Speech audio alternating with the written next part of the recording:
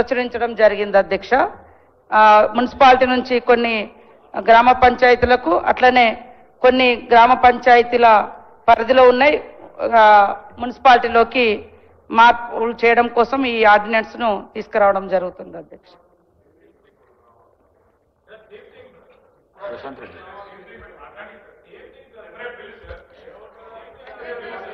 Sir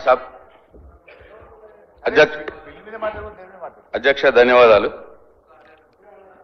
Panchayati Raj శాఖ మంత్రి వర్యులు సీతక్క గారు కొన్ని గ్రామ పంచాయతీల్ని మున్సిపాలిటీలో విలీనం చేయడానికి ప్రతిపాదిస్తూ బిల్లు పెట్టినారు.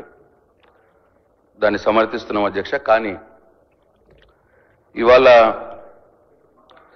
గ్రామ పంచాయతీల పరిస్థితి అధ్యక్ష, ఇది మనందరికి సంబంధించిన విషయం, నా ఒక్కడిది కాదు, నా ఒక్క పార్టీది కాదు, రాష్ట్రం అంతటా కూడా సంబంధించిన విషయం.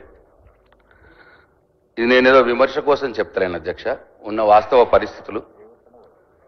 వాస్తవ పరిస్థితులు ప్రభుత్వం దృష్టికి తెచ్చి ఆ గ్రామ పంచాయతీల్లో అభివృద్ధి జరగటానికి దోహదం చేసేందుకు ఉపయోగపడుతుందనే ఉద్దేశంతో నేను కొన్ని విషయాలు తమరి ద్వారా మంత్రి గారి దృష్టికి తీసుకురాదలుచుకున్న అధ్యక్ష. మేము ప్రభుత్వంలో ఉన్నప్పుడు పల్లె ప్రగతి అనే కార్యక్రమం ఒకటి తీసుకున్నాం అధ్యక్ష, అందరికి తెలుసు.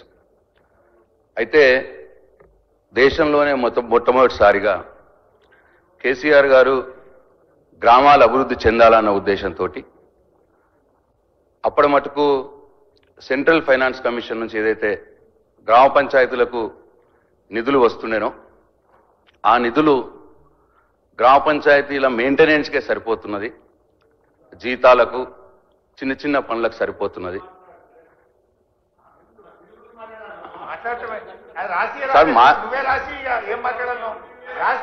సార్ అధ్యక్ష, ఆ నిధులు గ్రామ పంచాయతీల మెయింటెనెన్స్కే సరిపోతున్నది, అభివృద్ధికి నిధులు సరిపోవట్లేదన్న ఉద్దేశంతో సెంట్రల్ గవర్నమెంట్ నుంచి సెంట్రల్ ఫైనాన్స్ కమిషన్ ద్వారా ఎంతైతే నిధులు వస్తున్నాయో గ్రామ పంచాయతీకి దానికి ఈక్వల్ అమౌంట్ కేసీఆర్ గారు ఆ రోజు రాష్ట్ర ప్రభుత్వం నుంచి కూడా నిధులు సమకూర్చినారు అధ్యక్ష.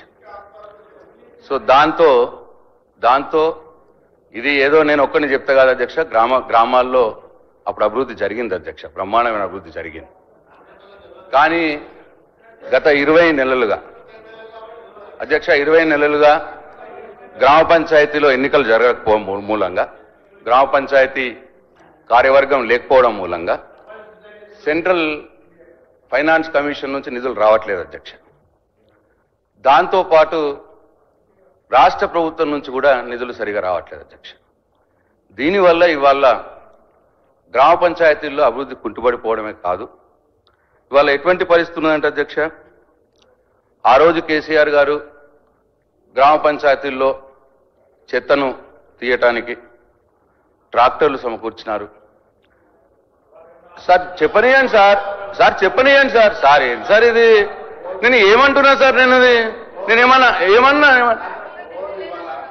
పొద్దున్న లేస్తే గతంలో పనిచేసిన సర్పంచులు మంగళసూత్రాలు అమ్ముకున్నామని వారు ప్రతిపాదించిన పనులు చేసి ఎక్కడ బిల్లులు ఇవ్వలేదు అనేటువంటి ఆలోచనతో చాలా ఇబ్బంది పడుతున్నటువంటి వారవస్థ. నేను చాలా ఇబ్బందికరమైన పరిస్థితుల్లో మీరు చెప్తున్నారు అది చేసిన పేమెంట్ మాత్రం చేయలేదు కదా, చాలా ఇబ్బందికర పరిస్థితి ఉంది. ఇవాళ వీలైనంత వరకు గ్రామాల్లో స్వయంగా పనులు జరిపే ప్రయత్నం చేస్తూ ఉంది. నేను ఈ సందర్భంలో గౌరవ ఉప ముఖ్యమంత్రి గారు, ఫైనాన్స్ మినిస్టర్ గారు కూడా వాళ్ళు చేసిందైనా ఏదైనా పాపం పాత సర్పంచులకు సంబంధించిన బిల్లులు కూడా ఇవ్వాలని మేము కూడా కోరుతున్నాం అధ్యక్ష, దానిలో ఏం ఇష్యూ లేదు. కానీ వాళ్ళు చేసింది ఏ విధంగా ఉంది నిర్వాహకం చెప్పడానికి ప్రయత్నం చేస్తున్నాం. మేము అది చేసినాం అంటే నేను ఇప్పుడు ఊపర్ శర్వాణి అందరు పరిశాని అన్నారు కదా, ఆ ఊపర్ శర్వాణి అందరు పరిశాని లెక్క సర్పంచులే పాపం మన ఒక గ్రామం పోతే సర్పంచ్ దీక్ష చేసే ప్రయత్నం చేస్తా ఉండే పాపం బిల్లు రాలేదు, తాళాలు వేసి పెట్టుకున్నారు కొన్ని కట్టినాటికి.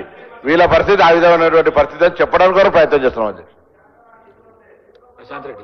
అధ్యక్ష.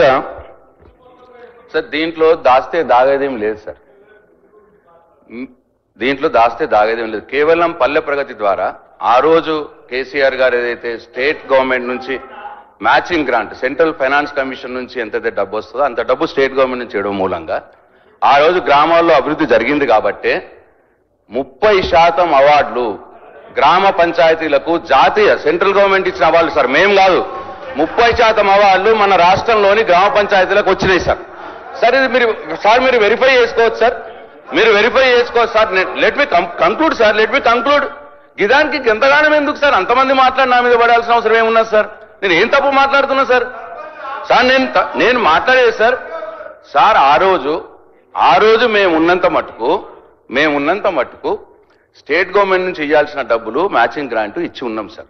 తర్వాత కాన్సిక్వెంట్ గా వర్క్స్ జరిగినప్పుడు బిల్స్ రేజ్ అవుతాయి సార్. ఈ 20 నెలల కాలంలో బిల్స్ రాకపోవడం వల్ల సర్పంచ్లకు ఇబ్బంది జరుగుతూ ఉన్నది. అట్లాగే సార్ ఇవాళ ఈ రోజు పరిస్థితి సార్ కంక్లూడ్ చేస్తా. ఈ రోజు పరిస్థితి సార్ ఇవాళ ట్రాక్టర్ కు డీజిల్ పోయడానికి కూడా ఇబ్బంది ఉన్నది సార్ గ్రామ పంచాయతీల్లో. సార్ అక్కడ లైట్లు పోతే కొత్త లైట్లు పెట్టడానికి కూడా ఇబ్బంది ఉన్నది సార్. పంచాయత్ సెక్రటరీలు పాపం వాళ్ళు సొంతంగా తప్పక గ్రామంలో వాళ్ళ మీద ప్రెషర్ ఉంటుంది కాబట్టి, ఎందుకంటే సర్పంచులు లేరు, పంచాయత్ సెక్రటరీని అడుగుతారు కాబట్టి వాళ్ళు సొంతంగా డబ్బులు పెట్టుకొని ఇబ్బందులు పడే పరిస్థితి వల్ల ఉన్నది సార్. కాబట్టి నేను ఈ ప్రభుత్వాన్ని కోరుతా ఉన్నాను మీ ద్వారా, దయచేసి మీరు రాష్ట్ర ప్రభుత్వం నుంచి ఎట్లయితే మేమున్నప్పుడు ఎట్లయితే సెంట్రల్ ఫైనాన్స్ కమిషన్ కి ఎంతైతే డబ్బు ఇచ్చి అంత ఈక్వల్ డబ్బు ఇచ్చినామో ఆ డబ్బును ఇవ్వండి. ఇచ్చిండ్రా లేదా మీరు వెరిఫై చేసుకోండి, మీకే తెలుస్తుంది. ఇవ్వాలని చెప్పి కోరుతా ఉన్నాను. గ్రామాల అభివృద్ధిని కుంటిపడకుండా చూసుకోవాల్సిన బాధ్యత ప్రభుత్వం మీద ఉందని చెప్పి నేను మీకు గుర్తు చేస్తా ఉన్నాను. ఈ బిల్లుని నేను సమర్థిస్తా ఉన్నాను.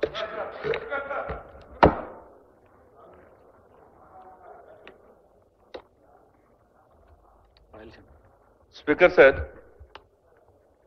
మున్సిపాలిటీలలో గ్రామ పంచాయతీలని కలుపుతున్నప్పుడు ఆయా గ్రామ పంచాయతీ ప్రజలకు ఏమనిపిస్తుందంటే, చాలా గ్రామ పంచాయతీ ఉన్న స్థితి కన్నా మున్సిపాలిటీలో కలిసిన తర్వాత మెరుగైనటువంటి సౌకర్యాలన్నీ కూడా వస్తాయని ప్రజలు సహజంగా భావిస్తారు. గ్రామ పంచాయతీలుగా ఉన్నప్పుడు అప్పుడు ఎంఆర్ఆర్ఈజీస్ ద్వారా అక్కడ ఉపాధి అవకాశాలు దొరుకుతుండే. మా ఆదిలాబాద్ మున్సిపాలిటీలో కూడా నేను ఉదాహరణ మాత్రమే చెప్తున్నా. ఆనుకొని ఒక అనుకుంటా అనే విలేజ్ ఉంటుండే సార్. దాదాపు అక్కడ 95% లేబర్లు ఉంటుండే. వాళ్ళకి తెలియదు మున్సిపాలిటీలో కలుపుతున్నాం మీ ఊరినంటే సంతోషపడి మీకు రోడ్లు వస్తాయి, నాలీలు వస్తాయి, మున్సిపాలిటీ చూస్తారు కదా, అందమైనటువంటి బీటీ రోడ్లు ఉంటాయంటే సరే అంతా మంచి జరుగుతాయి కదా, మాకేం అభ్యంతరం లేదనే విధంగా అక్కడ గ్రామ పంచాయతీ తీర్మానం చేశారు. గ్రామ పంచాయతీ మున్సిపాలిటీలో కలిసిన తర్వాత ఆ నరకం అనేది ఎట్లుంటుందో వాళ్ళకు తెలియలేదు, చూడలేవరు. కానీ ఇప్పుడు మేము నరకం అనుభవిస్తున్నామని మొన్న వరదలు వచ్చినప్పుడు మేము అక్కడికి వెళ్తే, మేము గ్రామ పంచాయతీలో ఉన్నప్పుడు బాగుంటేవి, మాకు ఉపాధి హామీ కూలీవాయే చేద్దామంటే పని దొరుకుతలేదు, మిగతా అభివృద్ధి కార్యక్రమాలకు నిధులు వస్తలేదు. అందుకు మీ ద్వారా ప్రభుత్వానికి ఒక విజ్ఞప్తి చేస్తా ఉన్నా, ఉపాధి హామీ ద్వారా ఏ కూలీలైతే అక్కడ ఉపాధి చేసుకొని బతుకుతుండెనో వాళ్లకు మీరు ప్రత్యామ్నాయంగా ఒక కార్యక్రమాన్ని కూడా ఆలోచించాల్సిందిగా మీ ద్వారా ప్రభుత్వానికి విజ్ఞప్తి చేస్తా ఉన్నాం. కొత్త ప్రభాకర్ రెడ్డి గారు. Thank you sir. సార్, ఇప్పుడు గ్రామ పంచాయతీలు కానీ మున్సిపాలిటీ కానీ చాలా విషయాలు మాట్లాడినరు మా గౌరవ శాసనసభ్యులు. నా విన్నపం ఏముందంటే సార్, నిన్న మొన్న చాలా ఫ్లడ్స్ వచ్చినాయి. గ్రామ పంచాయతీలల్లో చాలా రోడ్లు డ్యామేజ్ అయినాయి, మున్సిపాలిటీలో కూడా డ్యామేజ్ అయినాయి.